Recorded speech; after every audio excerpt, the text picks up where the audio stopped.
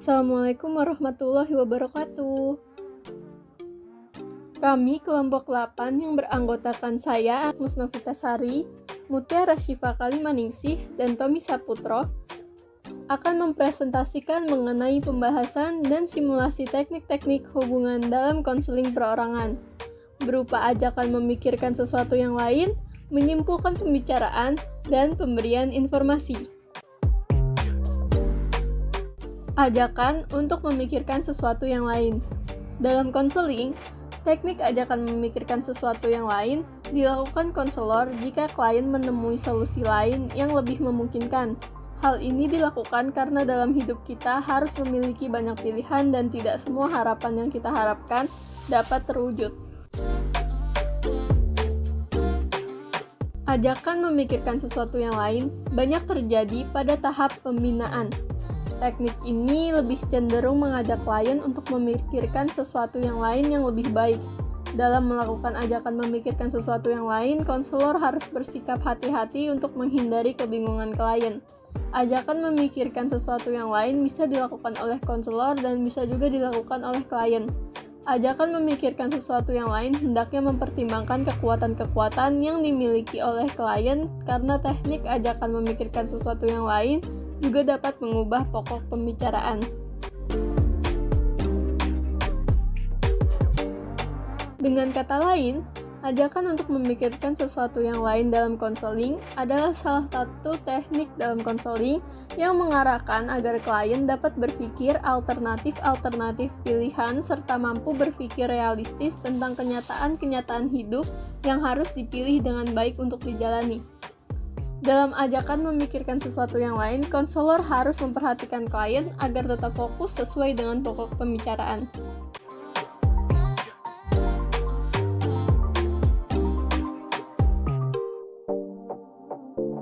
Menyimpulkan pembicaraan.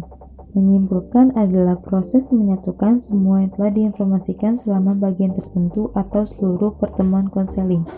Beberapa fakta dalam menyimpulkan pada proses konseling, yaitu menyimpulkan dapat dilakukan pada awal, pertengahan, maupun akhir kegiatan konseling.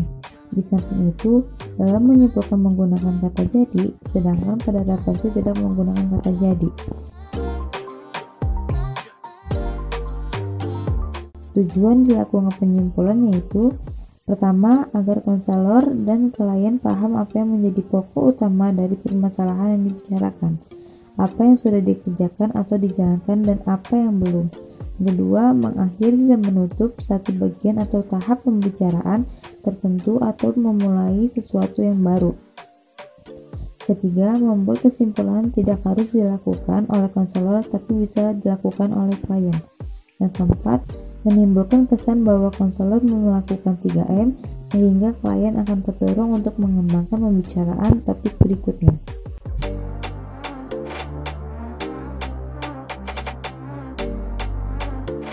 Penyimpulan dapat dibagi menjadi dua macam, yaitu penyimpulan sebagian dan penyimpulan keseluruhan proses konseling.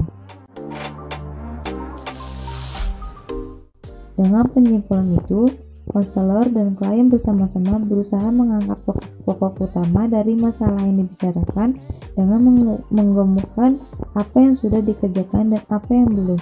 Yang diambil dari kesimpulan yaitu inti pembicaraan, inti permasalahan, dan solusi yang diambil atau dilakukan klien.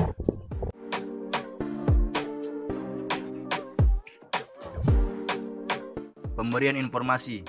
Dalam konseling akan ditemukan juga bahwa banyak di antara klien tidak mampu untuk mencoba menelusuri, menggali, dan memahami masalah yang dihadapinya.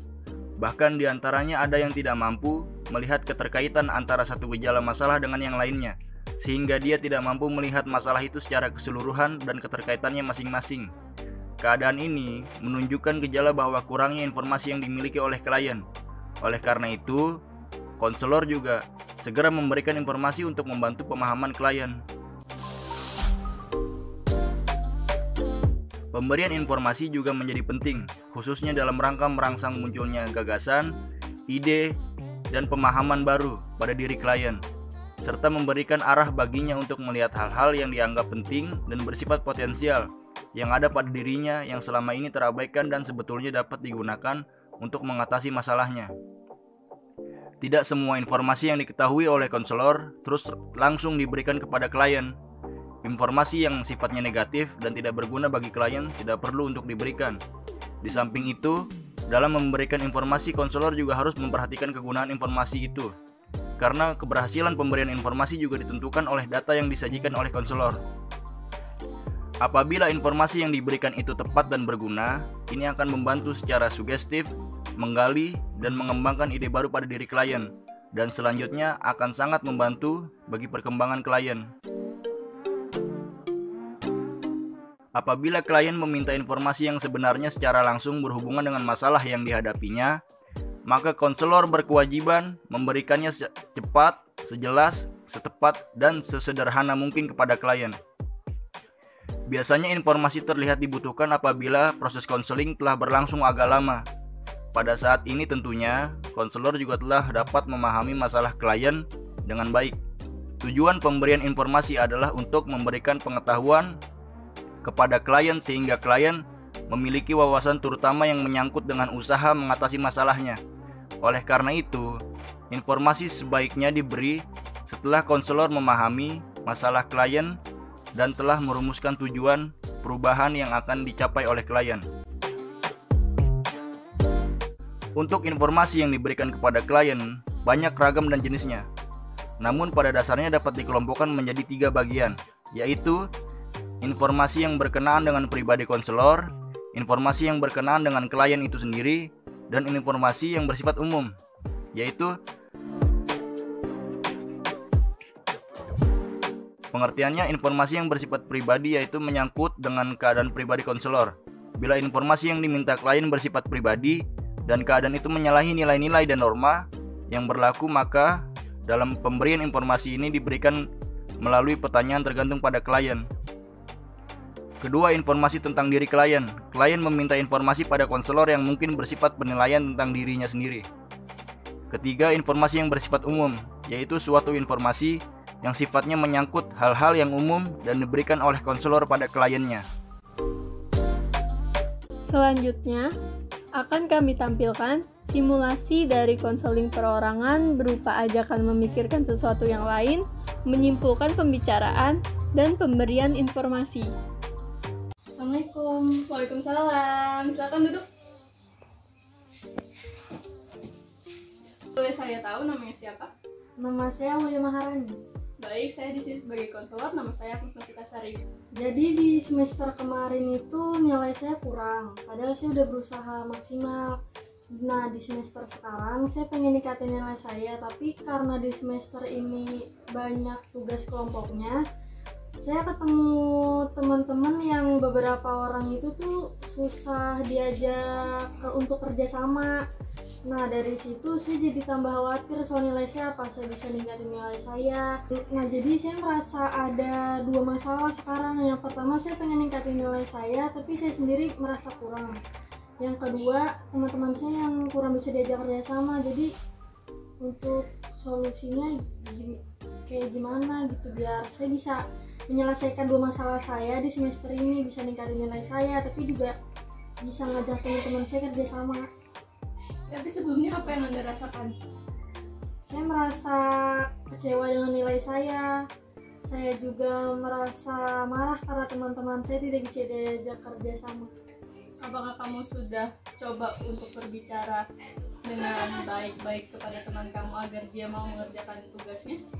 Saya sudah coba bicara baik-baik dan mengajaknya untuk kerjasama dalam kerja kelompok, tapi dia tidak bisa diajak kerjasama. Kamu sudah melakukan berbagai cara agar dia mau melakukan tugasnya? Sudah. Menurut saya, jika memang permasalahannya seperti itu, ada baiknya kamu bicarakan ke dosen kamu, ke dosen yang terkait, bahwa kamu merasa tidak nyaman berada di kelompok tersebut, sehingga kamu bisa berganti kelompok ataupun mengerjakan tugas yang lebih mudah lagi secara individual. Oh iya, baik. Baik, apakah ada lagi yang ingin kamu ceritakan? Tidak, sepertinya cukup. Baik, saya akan menyimpulkan pembicaraan hari ini. Jadi, dari cerita kamu tadi bahwa kamu merasa kesal dengan nilai kamu yang tidak seperti ekspektasi kamu, dan di semester ini kamu malah mengerjakan tugas kelompok, bertemu dengan teman-teman yang tidak kooperatif, tidak ingin mengerjakan bagian tugasnya, dan melimpahkan semua tugas kepada kamu seperti itu. Jadi dari yang kamu ceritakan juga tadi bahwa kamu sudah mencoba untuk berbicara dengan baik kepada mereka agar mereka mengerjakan tugas, tapi mereka tetap tidak memberikan respon yang baik, gitu kan? Iya. Dan dari kesimpulan kita hari ini, solusi dari saya adalah memberitahukan kepada dosen yang terkait untuk pergantian kelompok, atau mungkin kamu bisa diubah tugasnya menjadi tugas individu yang mungkin lebih ringan dibandingkan tugas kelompok. Dan selanjutnya saya akan memberikan informasi mengenai penyaluran emosi yang kamu rasakan.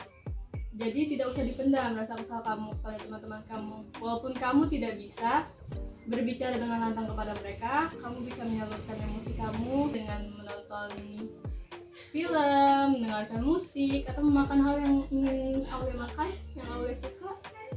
Terima kasih. Baik, sekian saja ya konseling kita hari ini.